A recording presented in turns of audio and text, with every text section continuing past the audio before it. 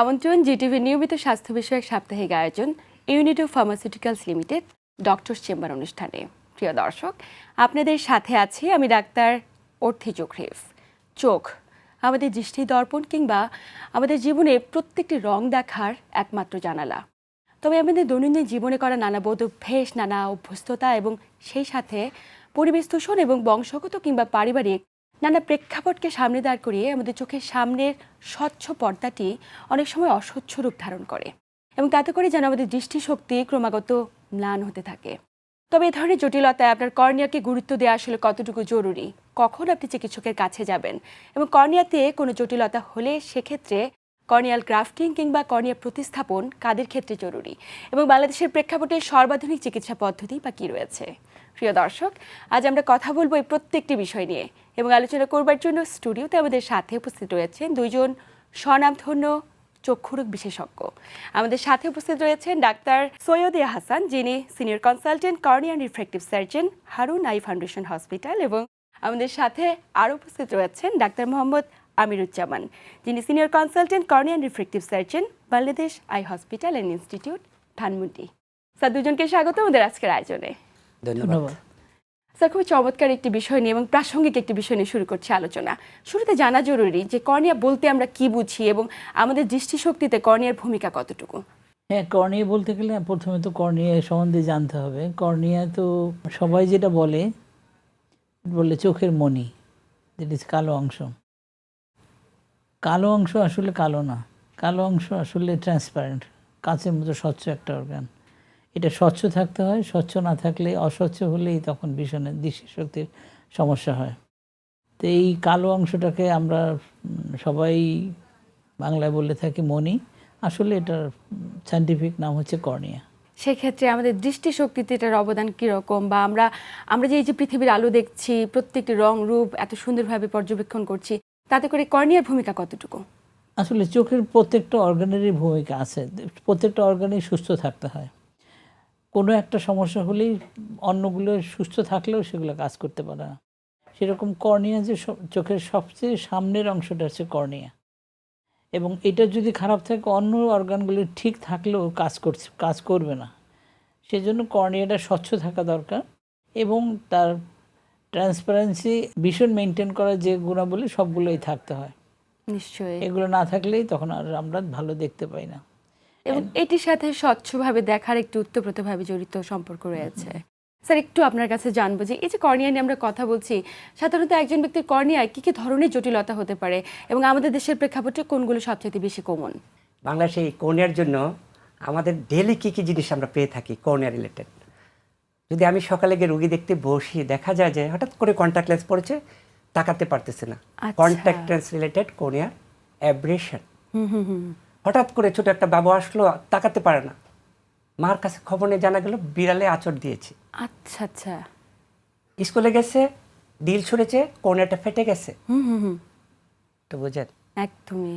তারপর দ্বিতীয়ত যে সহজে মানুষ যে ধান মারায় বাড়ি লাগলো, কর্নিয়ার মধ্যে আলসার হয়েছে, আর ভালো হচ্ছে না।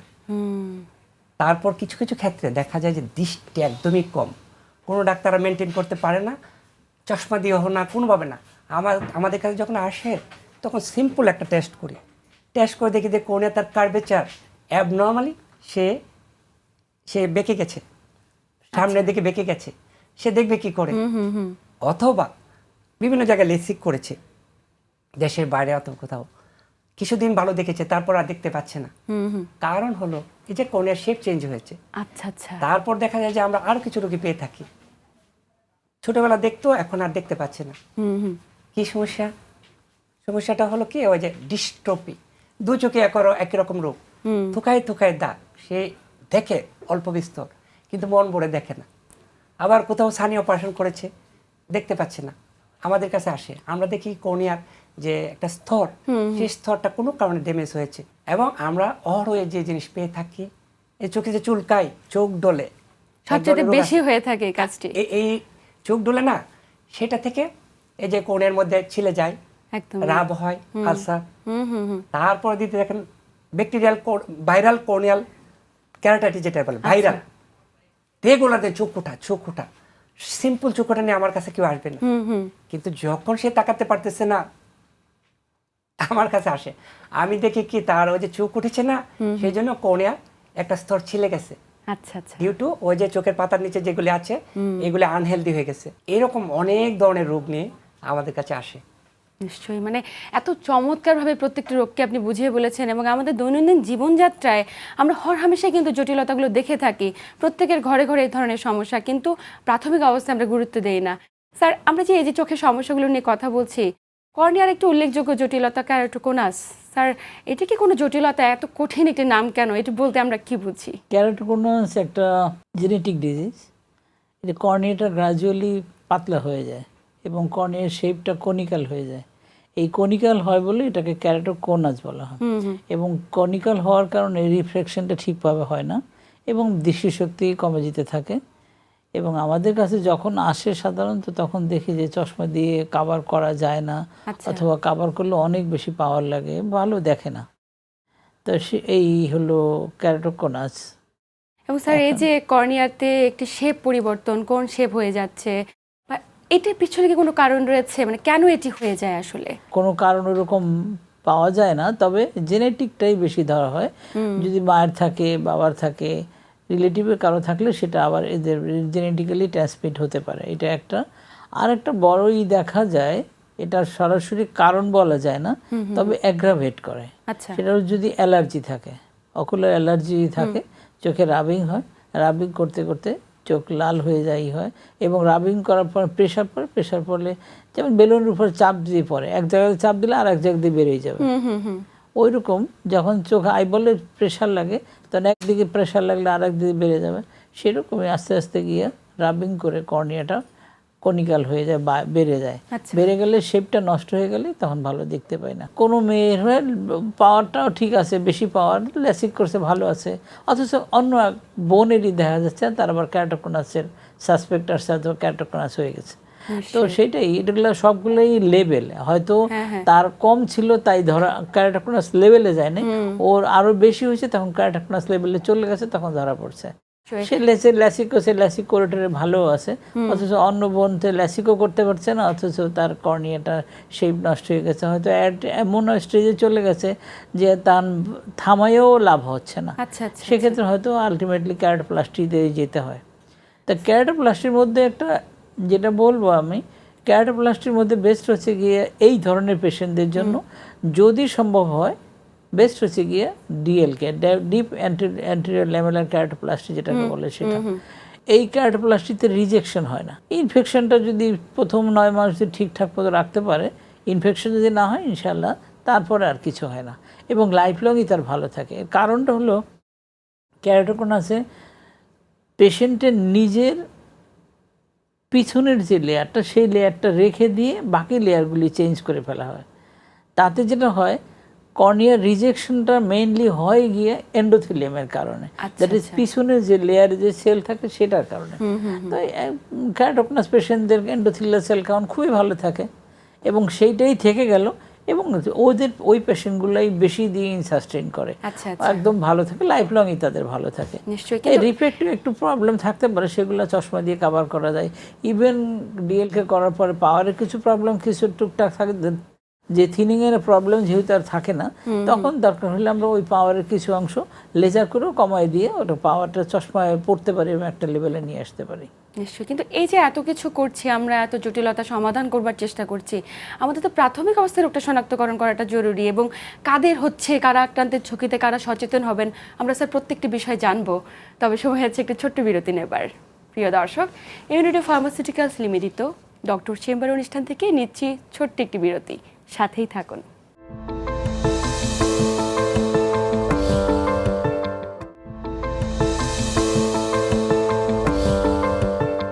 প্রিয় দর্শক, বিরতির পর আবার সবাইকে স্বাগত জানাচ্ছি ইউনিটিভ ফার্মাসিউটিক্যালস নিবেদিত ডক্টর চেম্বার অনুষ্ঠানে। আপনাদের সাথে আছি আমি ডাক্তার অর্থি জোখরিফ, এবং আমার সাথে আছেন দুজন বিশেষজ্ঞ চিকিৎসক। স্যার, বিরতির পর আবার স্বাগত আমাদের আজকের আয়োজনে। বিরতির আগে কথা বলছিলাম যে কেরাটোকোনাস আসলে কি কারণে হয়, কারা আক্রান্তের ঝুঁকিতে, এবং একজন ব্যক্তি প্রাথমিক অবস্থায় কি করে বুঝবেন। আমরা তখনই তো চিকিৎসা করাবো যখন আগে জানতে পারবো চিকিৎসকের কাছে কখন যাওয়া জরুরি। এই বিষয়ে স্যার একটু বিস্তারিত আপনার কাছে জানতে চাই। যখন চশমা দিয়ে কোনোভাবে হচ্ছে না বা ফ্রিকোয়েন্টলি চশমা চেঞ্জ করতে হচ্ছে, ডাক্তার স্যাটিসফাই করতে পারতেছে না, তখন মানে কর্নিয়া ডাক্তারের কাছে পাঠিয়ে দেয়। আমরা তখন দেখে অ্যাসেস করে ফেলি যে কিছু কিছু চিহ্ন থাকে, তারপর একটা টেস্ট করলে ধরা পড়ে যে it is keratoconus. So keratoconus যদি আর্লি স্টেজে হয় তাকে থামিয়ে দেওয়া যায়। ঘরে আগুন লাগলে আপনি কি করেন, নিভিয়ে ফেলেন, বা শান্তিতে ঘুমানো যায়। সেই সময় যদি থামানো যায় তাহলে কেরাটোকোনাস অফ প্রিভেনশন হয়ে গেল। কিন্তু অধিকাংশ মানুষই লেট স্টেজে আসে। লেট স্টেজে আসে, একটা চোখে কিছুটা দেখে, একটা লাইন পড়ে, আর একটা চোখে দেখে না। এগুলি ভালো ছাত্ররা। আমরা যখন আর্লি স্টেজে আসে কাউন্সিলিং করি, কাউন্সিলিং করে একে রোগ থামানোর যে সর্বাধুনিক চিকিৎসা সেটা করি। প্রথমত চোখের রোগটা থামুক, নিশ্চয়ই। দেন ওকে 100% দৃষ্টি করানোর জন্য আমাদের অনেকগুলি প্রসিডিওর আছে। এর মধ্যে আছে হলো স্ক্লেরাল কন্টাক্ট লেন্স, তো সেগুলি আর কি আমাদের। আর সার্জারি তো স্যার বললোই, একদমই আমরা সর্বাধুনিক সার্জারি ডিপ এন্টিওলেমেলার কেরাটোপ্লাস্টি, যেটা আমার ওনার চোখে হাত দিতে হয় না। কারণ কি, তার তো প্রাণ থাকে, একটা লেয়ার যেটার মধ্যে কর্নিয়ার প্রাণ থাকে, সবার শেষে সেই প্রাণটা থাকে। এবং আমরা এত বেশি পরিমাণ আলহামদুলিল্লাহ করতেছি, এত বেশি পরিমাণ করতেছি, অধিকাংশ সময় দেশের বাইরে চলে যায়। এবং আমাদের রোগীরা দেশের বাইরে যায়, বলে যে কোথায় করেছেন, বাংলাদেশে কি সার্জারি হয়? একদমই, এই ধারণাটি হয়তো বা অনেকের নেই। হ্যাঁ, রোগীরা যখন আমাদের কাছে বলে, আমরা তো আসলে বলতে গেলে বাংলাদেশের একটা পার্টে এই কয়েকজন তো কর্নিয়া সার্জন, তো সেভাবে আমরা ম্যানেজ করতেছি আলহামদুলিল্লাহ। একটু স্যারের কাছে যাব যে আমরা তো কেরাটোকোনাস নিয়ে কথা বলছি, চিকিৎসা পদ্ধতি সম্পর্কে জানলাম এবং জানলাম যে কারা আক্রান্তের ঝুঁকিতে, কিন্তু প্রতিরোধ করাটা নিশ্চয়ই জরুরি, যাতে করে থামিয়ে দেওয়া যায়। এটার অগ্রসরটাকে বন্ধ করার জন্য আমরা কি কি ধরনের প্রিকশন নিতে পারি? প্যারেন্টসদের বুঝতে হবে, অথবা পেশেন্টের নিজেরও যদি অ্যাডাল্ট হয় তার নিজেরও বুঝতে হবে যে আমার আসলে সমস্যাটা হচ্ছে, সমস্যাটা কি, এটা কী করা যায়। আমাদের আর্লি স্টেজে তখন দেখতাম কেরাটোকোনাস আমরা ধরা পড়তে গিয়ে একটা ভক্ট স্ট্রেয়া, দ্যাট ইজ কর্নের মধ্যে ভাঁজ ভাঁজ হয়ে যাচ্ছে, ওইরকম একটা রিঙ্কেল আসতো। তখন গিয়ে বুঝতাম যে কেরাটোকোনাস। তার আগে চশমা দেওয়া হইতো, এইটাই তো নর্মাল ট্র্যাডিশন ছিল বাংলাদেশে। তো এখন অনেক অ্যাডভান্স হয়েছে, এখন ওই রকম স্টেজে গিয়ে ধরা পড়বে যে একদম লেট স্টেজে, সেরকম অবস্থা হয় না। না হওয়ার কারণ হচ্ছে কি, আমাদের দেশে অনেকগুলো ল্যাসিক সেন্টার, বেশ কয়েকটা ল্যাসিক সেন্টার রয়েছে, স্পেশালি ঢাকায়। ল্যাসিক সেন্টার হওয়ার কারণে ওদের একটা মেশিন লাগে, দ্যাট ইজ কর্নিয়াল টপোগ্রাফি করার। ওই টপোগ্রাফি মেশিনে খুব আর্লি স্টেজে কেরাটোকোনাসগুলি ধরা পড়ে। আর্লি স্টেজে কিন্তু কিছু কম দেখবে, তা কম দেখলে প্যারেন্টসটা বুঝবে, কম দেখে সে কম দেখার চিকিৎসাটা লাগবে। চশমা যদি লাগুক অথবা লাগুক, তো চশমা যারা দিচ্ছে ডাক্তাররা, চোখের ডাক্তাররা, তাদের জন্য একটা কথা হলো গিয়ে, যখন তারা দেখে যে তার সিলিন্ডার পাওয়ার, স্পেরিক্যাল পাওয়ার থাকে, সিলিন্ডার পাওয়ার থাকে, সিলিন্ডার পাওয়ারটা যদি বেশির দিকে থাকে, দ্যাট ইজ ধরেন -5 আছে, কিন্তু সিলিন্ডার পাওয়ার আছে -3-4, অথবা -2 আছে, সিলিন্ডার আছে 3, তখন এই সন্দেহ করা উচিত যে কেন, এইটা কেন, এবং সাথে তার অ্যালার্জি আছে কিনা, চোখ অকুলার অ্যালার্জি আছে কিনা, এইসবগুলো ই করে তাকে কনফার্ম করা উচিত যে তার চোখে কেরাটোকোনাস নাই। যদি থাকে তাহলে কিন্তু তার কেরাটোকোনাসের ট্রিটমেন্টে যেতে হবে। যদি ঠিকঠাক মতো প্রোটোকল মেনটেন করে ল্যাসিক করে, তাহলে ল্যাসিক করলে কখনোই কর্নিয়ার প্রবলেম হবে না। কেরাটোকোনাস যখনই ধরা পড়বে, তখন যত তাড়াতাড়ি চিকিৎসা করা যায় অতই বেশি ভালো। আচ্ছা আচ্ছা। এখন সেইটা পেশেন্টরা অনেক সময় বুঝতে চায় না, প্যারেন্টসরাও অনেক সময় বুঝতে চায় না। ইভেন অনেক প্যারেন্টসদের দেখবেন মারা বলবে, একটু কমাই দেওয়া যায় না চশমার পাওয়ারটা, একটু কমাই দিলে তো পেশেন্ট কম দেখবে, কম দেখলে তো সে তার অ্যামলাইফের দিকে চলে যাবে, তার ভাবে যে চশমাটা বেশি দিলে সমস্যা হবে। আসলে না, বেশি না, যেটা অ্যাপ্রোপ্রিয়েট লাগবে সেটাই দিতে হবে। যার চেয়ে কম দিলেও সমস্যা, বেশি দিলেও সমস্যা। বেশি দিলে পড়তে পারবে না, আর কম দিলে সে কম দেখবে। আসলে কেরাটোকোনাসের মেইন বেস্ট ট্রিটমেন্টই হচ্ছে গিয়ে ক্রস লিঙ্কিং করে থামাই দেওয়া। That is corneal collagen cross linking করে থামাই দিলে ডিজিজটা হেলদি হলে, যেটা বললো যে সুস্থ হয়ে যাবে আগুনে পানি ঢেলার মতো, সে ডিজিজটা থেমে গেল।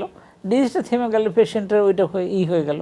এখন ডিজিজ তো আমাদের কেরাটোকোনাস চিকিৎসার সময় আমাদের মাথায় রাখা উচিত, কেরাটোকোনাস আছে, আমি চিকিৎসা করব, ঠিক আছে, থামাবো, কিন্তু তা আলটিমেটলি তার ভিশন পেতে হবে। নিশ্চয়ই। ভীষণ না পেলে তো লাভ নেই, থামাইও লাভ কখনোই সম্ভব নয়। তাইলে আমাকে ভীষণও পেতে হবে, থামাইতেও হবে। ভিশন পেতে হলে আমার কোন প্রসিডিউরে ভিশন পেতে হবে সেটা আগে একটু Justify করা প্রয়োজন। জাস্টিফাই করে দেখতে হবে, খুঁজে দেখতে হবে কোন ওয়েতে। চশমা দিয়ে পারলে সবচেয়ে ভালো, ইজি, খোলা যায়, লাগানো যায়। আর চশমা না লাগলে তো আরও ভালো। এখন যে বাজারে কন্ট্যাক্ট লেন্স পাবে তার মধ্যে বোস্টন কন্ট্যাক্ট লেন্সটা আমার মনে হয় বেস্ট। এখন কন্ট্যাক্ট লেন্স ট্রায়াল দেওয়ার সময় যদি পেশেন্ট কমফোর্ট ফিল করে আচ্ছা। এবং সে ফিল করে যে আমি এটা মেনটেন করতে পারবো, অথবা প্যারেন্টস ফিল করে যে মেনটেন করতে পারবো, তাহলে আমরা কন্ট্যাক্ট লেন্স দিয়ে তাকে দৃষ্টিশক্তি প্রোভাইড করব, আচ্ছা। তার ডিজিজটা থামাই দেব। তাহলে আগে আমাকে মাথায় নিতে হবে যে কিভাবে সে দেখবে, সেই ওয়ে আউটটা করে নেওয়া, একদমই ঠিক করে তারপর আমরা ডিজিজটা থামাই দেব। নিশ্চয়ই। ডিজিজটা থামাই দেওয়ার সাথে ওইটার জন্যই করা দরকার। তো আমরা সাধারণত দেখি যে কর্নিয়াল থিকনেস কেমন আছে। যদি থিকনেস মোটামুটি ভালো থাকে, যে এখানে যে পাওয়ারটা আছে, যদি ধরেন সিলিন্ডার পাওয়ার যেমন 5 আছে, 6 আছে, 7 আছে, এরকম আছে, সেখানে যদি আমি 2, 3, 4 যদি কারেক্ট করি, আর বাকিটুকু থাকলো প্লাস স্ফেরিক্যালটা থাকলো, দুইটা মিলে সে চশমা দিয়ে ভালো দেখতে পারবে। নিশ্চয়ই। এবং সেই কখন স্যার চশমা লাগবে, কখন সার্জারি লাগবে, কোন ক্ষেত্রে কি ধরনের চিকিৎসা লাগবে, সেটা তো শনাক্ত করবে কেমন মাত্র একজন বিশেষজ্ঞ হ্যাঁ। চিকিৎসক। তাই আর্লি স্টেজে বিশেষজ্ঞ চিকিৎসকের প্রতি আস্থা রাখাটা খুব জরুরি। স্যার একটু জানবো যে আমাদের দেশে আমরা খেয়াল করি যে তরুণীরা বিশেষ করে কন্ট্যাক্ট লেন্স, স্যার তো বারবারই বলছিলেন, কিন্তু ওই যে বাজারে কিনতে পাওয়া বিভিন্ন ধরনের কন্ট্যাক্ট লেন্সগুলো পড়ছে নিজের সৌন্দর্য বর্ধনের জন্য। এই লেন্সগুলো পরার পরে দেখা যায় নানা ধরনের জটিলতা, বিশেষ করে কর্নিয়া সংক্রান্ত জটিলতাগুলো বাড়ছে। এবং এই বিষয়টিকে আপনি কিভাবে দেখছেন, এবং কোন ক্ষেত্রে কর্নিয়ার কোন পর্যায়ে গেলে একজন ব্যক্তির কর্নিয়া প্রতিস্থাপন কিংবা কর্নিয়া গ্রাফটিং প্রয়োজন? কন্ট্যাক্ট লেন্স তো আমাদের সৌন্দর্যের জন্য পড়ি, স্যার যারা আমরা এই পড়ে। প্রত্যেকটি বিষয়ে জানবো, তবে Yes. সময় হচ্ছে একটু ছোট্ট বিরতি নেবার। প্রিয় দর্শক, unity pharmaceuticals limited doctor chamber অনুষ্ঠান থেকে নিচ্ছি ছোট্ট একটি বিরতি, সাথেই থাকুন।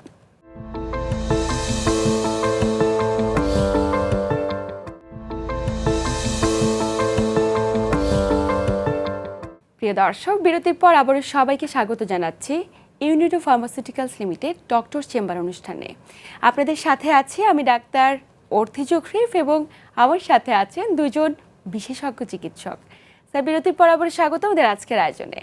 বিরতির আগে কথা বলছিলাম যে এই যে তরুণীদের মাঝে কন্ট্যাক্ট লেন্স পরার প্রবণতা, এগুলো আসলে তাদের কর্নিয়াকে কতটুকু ক্ষতিগ্রস্ত করছে, এবং পাশাপাশি কোন ক্ষেত্রে আসলে কর্নিয়া গ্রাফটিং কিংবা প্রতিস্থাপন প্রয়োজন। তো কর্নিয়াতে আসলে আমরা কন্ট্যাক্ট লেন্স কখন পড়ি? যখন অনেক বেশি পাওয়ার লাগে, একটা প্রোগ্রামে যাব, প্রেজেন্টেশন হোক আর যাই হোক, সে কন্ট্যাক্ট লেন্স পড়লে সে অনেক দূরে দেখে চশমা ছাড়া, সুন্দর ভালো একটা সলিউশন, তরুণীরা তো এটা পছন্দ করে। কিন্তু এটার যে কতগুলো নির্দেশনা থাকে, সেই নির্দেশনা অনেক সময় ভুলে যায়, এসে ঘুমিয়ে যায়। এটা তো এক্সটেন্ডেড পিরিয়ড পড়া যায় না। কখনো কোনো কন্ট্যাক্ট লেন্স নিয়ে আমরা ঘুমিয়ে যাই, অথবা কন্ট্যাক্ট লেন্সে যে সলিউশন থাকে সেই সলিউশনগুলি অতটা হাইজিনিক না। আচ্ছা। আমাদের কর্নিয়া বেঁচে থাকে, কর্নিয়ার মধ্যে যে বাতাসের অক্সিজেন, টিয়ারের মধ্যে যে অক্সিজেন, সেই অক্সিজেন, এখন কন্ট্যাক্ট লেন্স তো সেই প্রতিবন্ধকতা তৈরি করে।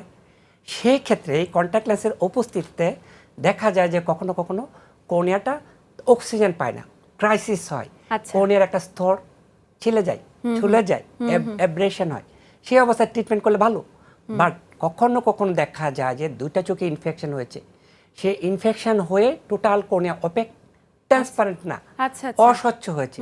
সেই ক্ষেত্রে এই ধরনের রোগীদের ক্ষেত্রে আমরা কর্নিয়া ট্রান্সপ্লান্টেশন করে থাকি। আচ্ছা, এটা আচ্ছা। রিয়ার। স্যার, এই যে কর্নিয়া ট্রান্সপ্লান্টেশন করতে হয় বা কর্নিয়া প্রতিস্থাপন করতে হয় বা গ্রাফটিং করতে হয়, আসলে কোন কোন রোগের ক্ষেত্রে এটা করে থাকেন আপনারা, এবং কেন এটা করা হয়ে থাকে? যে কোনো ব্যক্তির? যে কোনো ব্যক্তির না, যাদের এই স্বচ্ছ কর্নিয়াটা, সুন্দর ট্রান্সপারেন্ট কর্নিয়াটা কোনো কারণে অস্বচ্ছ হয়ে যায়, আলোটা ভিতরে ঢোকে না। কর্নিয়ার একটা কাজ স্যার বলতেছিল না, এই যে আমরা দেখি এই আলো ঢোকে এবং এর মধ্যে যে রিফ্র্যাকশন হয় 70%-এর বেশি, 73% হলো কর্নিয়ার ফাংশন। এই কর্নিয়া কোনো কারণে বেঁকে গেলে, যেমন ক্যারোটোকোনাসে বললো, এমন একটা শেপ চেঞ্জ হয়ে যায় যখন আমরা আর কোনোভাবে দেখাতে পারি না, কন্ট্যাক্ট লেন্সও পাই না, কন্ট্যাক্ট লেন্স থাকে না, ইনটলারেন্ট, সেক্ষেত্রে কর্নিয়া প্রতিস্থাপন করি। তারপরে আমরা দেখেন কোনো কারণে অস্বচ্ছ, জন্মগতভাবে কিছু রোগ আছে, একদম বেবি হয়েও সে কিছু দেখে না, তখন আমরা একটা কারণে কর্নিয়া প্রতিস্থাপন করি। তারপর ধরুন খুব ভালো একটা লেট স্টেজে সে কর্নিয়াটা গুলো হয়ে গেল, সেই স্টেজে আমরা কর্নিয়া প্রতিস্থাপন করি। কর্নিয়া আলসার হয়েছে, সেক্ষেত্রে আমরা, আলসার হলে তো আলসার যখন হিল হবে কর্নিয়া টোটালি অপেক থাকবে, সেই ক্ষেত্রে আমরা কর্নিয়া প্রতিস্থাপন করি। চোখ ফুটো হয়ে গেছে, আলসার হোক আর যে কোনো কারণে হোক ফুটো হয়ে গেছে, তাহলে কর্নিয়ার ভিতর ফোঁটা যেহেতু হয়ে গেছে ভিতরে সব জিনিস বের হয়ে যাচ্ছে, তো কিভাবে আমরা এটা করবো? গেটিস দিব। আমাদের টায়ার যখন ফোঁটা হয়ে যায় তখন আমরা কি গেটিস দিই। সেক্ষেত্রে তো কর্নিয়ার পার্ট লাগে, সেই কর্নিয়ার পার্ট দিয়ে প্রায় দিনই আমরা চোখ বাঁচাই। চোখ বাঁচার অর্থ কি? কর্নিয়ার ভিতরের হারমোনিয়াসটা ঠিক রাখি। এই ধরনের কাজ আমরা রেগুলার আমাদের হাসপাতালে করে থাকি, বাংলাদেশ আই হসপিটালে। তো কর্নিয়া গ্রাফটিং এর জন্য আমরাই তো রেফার করি দেশের বাইরে, কারণ আমরা তো এত বেশি কর্নিয়া নিই, আর আমরা যেহেতু আমেরিকা থেকে অনেক কষ্টে কিছু কর্নিয়া আনি, তো দেখা যায় যে আমরা এত রোগী আমাদের রেফার করতে হয়। তো বাংলাদেশ থেকে যে রোগীগুলি যায়, যে টাকাগুলি যায়, সেটা যদি আমরা যারা এক্সপার্ট আছি সাফিসিয়েন্ট করতে পারতাম, আমরা অনেক বেশি লাভবান করতে পারতাম দেশকে এবং বাংলাদেশের মানুষকে এই কর্নিয়া গ্রাফটিং দিয়ে। ইনশাল্লাহ আমরা সেই আশায় আছি। নিশ্চয়ই। এবং স্যার আপনার কাছে এই প্রসঙ্গ থেকে যাব আমি, যে আমরা যে কর্নিয়া গ্রাফটিং করছি বা প্রতিস্থাপন করছি, তাতে করে যে টিস্যুটি আমরা অ্যাডজাস্ট করছি পেশেন্টের চোখে, সেই দাতার চোখ থেকে নিশ্চয়ই সেটি করা প্রয়োজন। এবং বাংলাদেশে কি পর্যাপ্ত পরিমাণ ডোনার রয়েছে কিনা, নাকি ঘাটতি রয়েছে? এখানে তো ট্রিমেন্ডাসলি ঘাটতি আছে আমাদের কর্নিয়াতে এখন কালেক্টরে শুধুমাত্র সন্ধানী আই ব্যাংক, এছাড়া তো আর কেউ করে না। এবং তারাও এখন আগে যেটা ছিল মেইনলি আমরা ডিপেন্ড করতাম আনক্লেম ডেড বডির উপরে। এখন আমাদের এই টেলিফোনের যোগাযোগের কারণে এখন আনক্লেমড আর হচ্ছে না, ফর্চুনেটলি বলবো এটা হচ্ছে না, বাট আনফর্চুনেটলি কর্নিয়া পাচ্ছি না। তাই আসলে আমাদের আসতে হবে এখন আনক্লেম ডেড বডি থেকে সরে এসে এখন ডোনেট করতে হবে। ডোনেশনের ব্যাপারে আমাদের আসলে খুবই আগ্রহ কম বাংলাদেশে। এখন এটা যদি আগ্রহটা বাড়ানো যায় তাহলে হয়তো আবার আমরা পাবো। স্যার একটু জানতে চাই যে বাংলাদেশে তো গ্রাফটিং হচ্ছে, প্রতিস্থাপন হচ্ছে, কিন্তু আমরা তো অনেকে জানি না সেটি। তাতে করে আমাদের আসলে চিকিৎসা পদ্ধতিতে আমরা কতখানি এগিয়েছি এবং পরবর্তীতে ঝুঁকির কী পরিমাণ শঙ্কা রয়েছে এবং সফলতার হার কীরকম? আমরা জানি না, যারা ডক্টর অন্তত তারা তো জানে, চোখের ডাক্তাররা তো জানে, কারণ আমাদের একটা সম্মেলন হয় দেশের বাইরে, তারা সবাই জানে কোথায় গ্রাফটিং হয়। হ্যাঁ, অপ্রতুল, সেই জন্য সবাই মোটামুটি জানে। কিন্তু ওই যে কর্নিয়া পাওয়াটার জন্য আমাদের যে এই যে স্যার বলল আইন কানুন, এবং আসলে তো জীবিত মানুষের কিছু দেয় না, মরণোত্তর। যেমন আমরা সবাই আমাদের চোখকে দান করেছি, এখন আমার সন্তান যদি কোনো কারণে সে বেঁকে বসে না, আমি দিব না, আমার আবার ইমোশনালি, সেইগুলি আমাদের তো আসলে শিক্ষাগত ভুল আছে। এই যে ইমোশন সে কন্ট্রোল করতে পারে না, পরিবারের কন্ট্রোল করতে পারে, এটা একটা বড় প্রতিবন্ধকতা। তো আমরা আমাদের কর্নিয়াকে সবাই দান করব। এবং আমি যখন কর্নিয়া লাগাই, আমি রোগীরা বলি যে এই যে কর্নিয়া লাগাচ্ছি এর জন্য আপনি একটু দোয়া করেন প্লিজ, কারণ সে তো আপনাকে দান করেছে। দ্বিতীয়ত এই যে আপনি দেখবেন, এই দেখার মাধ্যমে আপনি ভালো কিছু করবেন, নামাজ পড়বেন, সদকা জারিয়ার কাজটা তো আপনিও আরেকজনকে উদ্বুদ্ধ করবেন, যেহেতু আপনি একটা কর্নিয়া পেয়েছেন। প্রশ্ন কিন্তু করেন না এটা কি মুসলমান মানুষের কর্নিয়া না হিন্দু, কিচ্ছু জিজ্ঞেস করে না, তার প্রয়োজনটা সে। আর আমাদের এমন একটা জনবহুল একটা দেশে শিক্ষিত অনেক, কিন্তু শিক্ষার জিনিসটা যদি সচেতনভাবে করা যেত, এই জিনিসটার গুরুত্ব প্রাথমিকভাবে বোঝানো যেত, তাহলে কিন্তু ডেভেলপ করতো। স্যার একদম শেষ প্রান্তে চলে এসেছি। আপনাদের দুজনকে আন্তরিক ধন্যবাদ গুরুত্বপূর্ণ তথ্য এবং পরামর্শের মাধ্যমে দর্শকদের উপকৃত করবার জন্য। আপনাকে ধন্যবাদ, জিটিভিকে ধন্যবাদ, ইউনিডো ফার্মাসিউটিক্যাল আমাদের সবাইকে হেল্প করতে সাহায্য করেছে, তাদেরকেও ধন্যবাদ। প্রিয় দর্শক, এই ছিল আমাদের আজকের আয়োজন। আসুন আমাদের জীবনে বা আমাদের শরীরের সবচেয়ে সংবেদনশীল যে অঙ্গটি আমাদের চোখ, সেটিকে সুরক্ষিত রাখবার জন্য আমরা যে কোনো ধরনের জটিলতা হলে প্রাথমিক অবস্থায় সেটি নিয়ে চিকিৎসকের শরণাপন্ন হই এবং যত্রতত্র যে কোনো ধরনের ফার্মাসি থেকে কোনো ধরনের ড্রপ কিংবা কোনো ধরনের অয়েনমেন্ট কেনা থেকে একদমই বিরত থাকি। এতক্ষণ সাথে থাকার জন্য সবাইকে ধন্যবাদ। সবাই ভালো থাকুন, সুস্থ থাকুন এবং জিটিভির সাথেই থাকুন।